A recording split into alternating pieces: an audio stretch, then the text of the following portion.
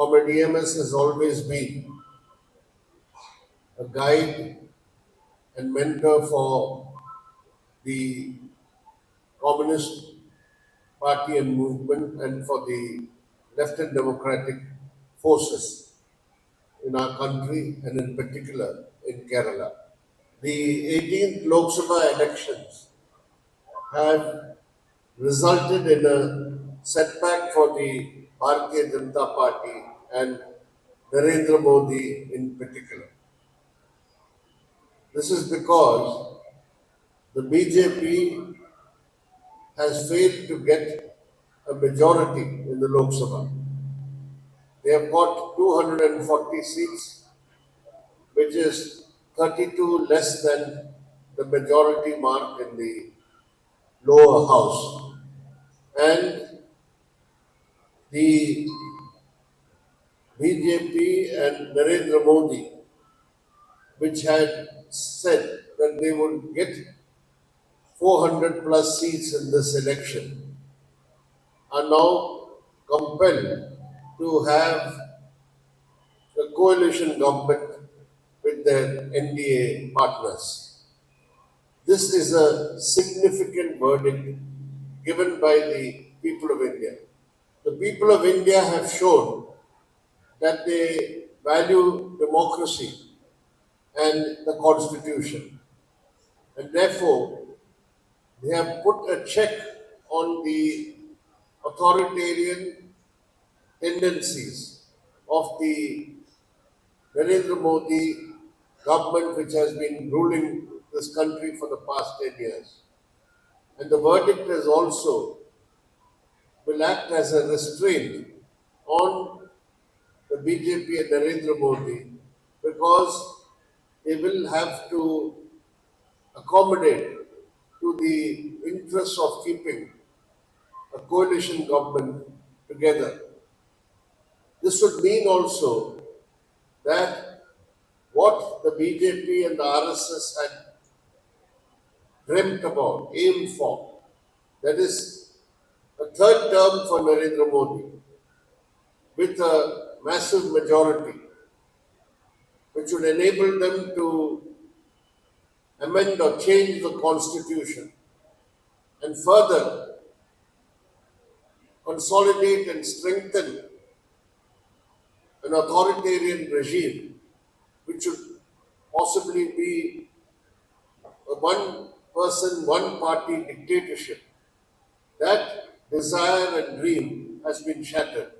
For instance, Amit Shah during the election campaign had declared that the moment the third term of the Modi government begins, they would go for implementing the one nation, one election scheme, which is that from the Parliament, Lok Sabha to the Assembly to the Panchayat, local body, all elections will be held simultaneously so that they can project one leader in the election, whether it is for the Assembly, whether it is for the Panchayat, whether it is for the Lok Sabha. For that, they had already planned.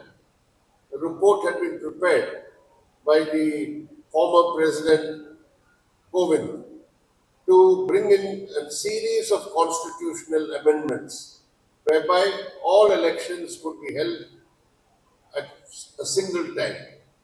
Now that is not possible because not only does the BJP not have a majority in the Lok Sabha, the NDA itself is far from having a two-thirds majority, which is required for amending the constitution. So all the plan to restrict democratic rights of citizens, the secular basis of the constitution, there was even a demand from the BJP that we should remove the word secularism for the constitution because it was brought during the emergency by Indira Gandhi, and the attack on state rights, centralization, denying states of their due rights All this through constitutional changes. That road has been, or that path has been barred after this verdict. So there is a great sense of relief and happiness in the country that this verdict of the people has been a blow against the Hindutva authoritarian forces in the country. So while we express our happiness or satisfaction at this verdict, we should not at the same time overlook the continuing danger of the BJP and the RSS pursuing with their Hindutva communal agenda and pursuing their attempts to consolidate one party centralized authoritarian rule.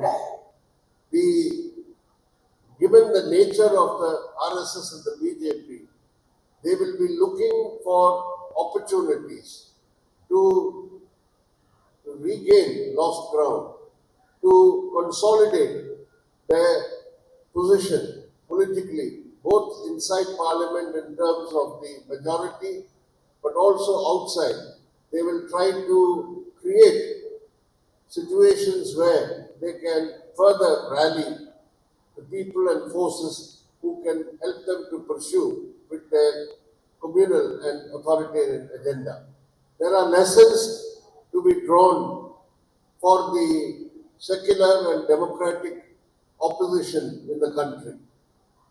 In this election campaign, the opposition platform, the main opposition platform, which was the India bloc of parties, they were able to keep the focus of the campaign on issues which are of direct relevance and concern to the people, like unemployment, like price rise and inflation, agrarian crisis, and the threats to democracy and the constitution which will affect the lives of the people, their civil liberties, the democratic rights, their right to reservation under the constitution, etc.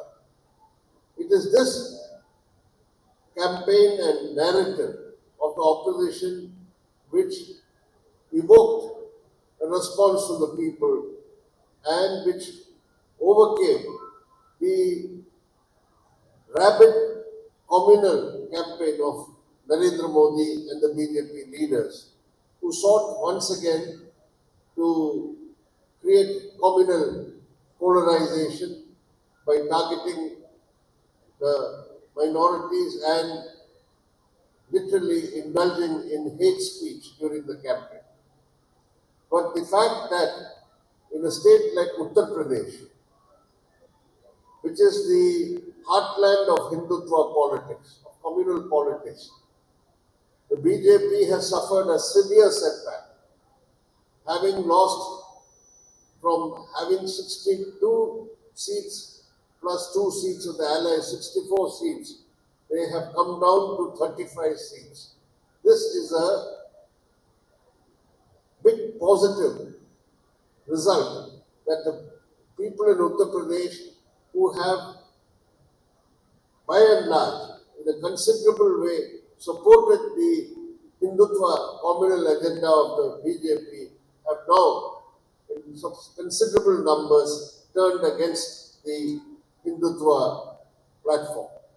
We must also note that this verdict in which the BJP has suffered losses is also due to the big struggles which have taken place in the past few years against the impact of the neoliberal policies. The big Kisan struggle, the historic Kisan struggle for a year, the various struggles of the working class against privatization, and the struggles of different sections of the people, women, youth, students, etc., have all contributed to turning the people against the BJP. This is to be particularly emphasized because The post-election situation, with the formation of the NDA coalition government, we do not expect to see any relaxation in the pursuit of the neoliberal policies, because the parties which are part of the coalition, apart from the BJP, like the Telugu Desam party, all of them are full supporters of the neoliberal policies. So we can expect that the Modi government, the third Modi government, the NDA government, will continue to pursue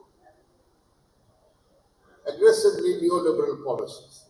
Because in class terms, we have seen that the BJP continues to get the support of the big bourgeoisie and the big corporates of our country. We have seen how the markets have reacted. When the results came, the markets fell when they saw that the BJP has not got a majority. But moment they formed the government, the swearing in has taken place, the stock market has again shot up because they are now confident that there will be a BJP-led government, a Modi-led government in the country.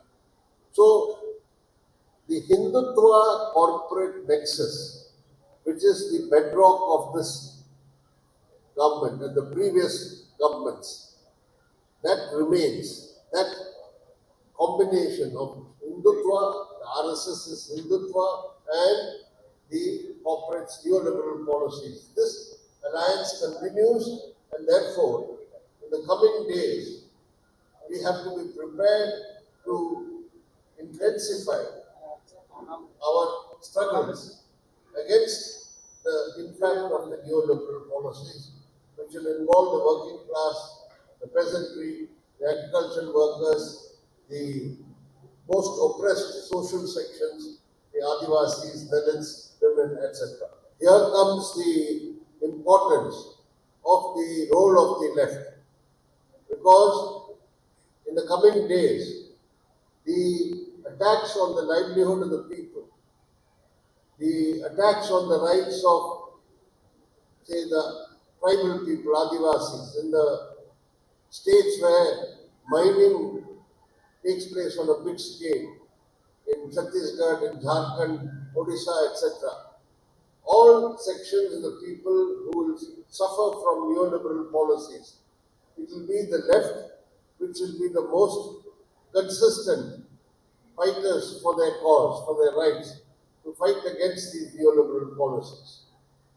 But at the same time, we have to recognize that the left has not been strengthened substantially or significantly by this election result. We have not been able to substantially increase the strength of the left in the Lok Sabha in this election. The main reason for this lack of success in increasing the strength of the left in this parliament is because of the disappointing result of the Kerala election. That is, the failure of the LDF in Kerala to win a substantial number of seats. So we have to examine this self-critically.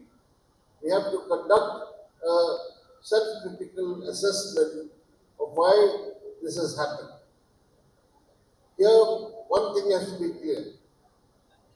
In terms of the overall political situation in the country, we know that in Kerala, the people, by and large, like in the last Lok Sabha election, have seen the Congress and the UDF as better for playing a role at the national level in the fight against the BJP than the left or the LDF here. Because always we have seen that in terms of the national level politics, the Congress is seen as a better option or better force to fight against the BJP.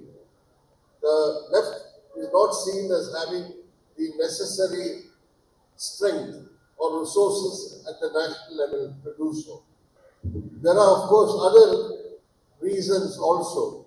So we have to see what are the shortcomings and weaknesses or defects that are there which should be set right so that we can go towards strengthening the left and democratic forces in Kerala. Having said that, we should also look at another aspect of this Lok Sabha verdict. While the overall result is a setback for the BJP and their failure to get a majority opens up the space for our advancing the struggle in defense of democracy and federalism. We have to also look at some of the adverse aspects of the verdict. Here, if you look at the Lok Sabha verdict overall, you find that the BJP has made gains or advances in the southern states, in the southern part of India, where it was felt that the BJP would not be able to make much headway. If you take the 5 southern states, Telangana, Andhra Pradesh, Karnataka, Tamil Nadu and Kerala, if you study in detail the state-wise results, you will see that the BJP has made some gains, not very big spectacular gains, but in terms of the vote share, the voting percentage, in terms of the number of seats in some states, they have definitely made advances. Telangana is one state among the southern states where the BJP has shown the greatest advance. Here, the BJP, which had 4 seats in the last election, has doubled its strength, winning 8. The total strength in Telangana is 17 seats, but the BJP has got 8 seats, just like the ruling Congress party there, who runs the government, have also got 8 seats. Not only that, in Telangana, the BJP has got more than 35% of the vote, while in the previous election they had only 19%.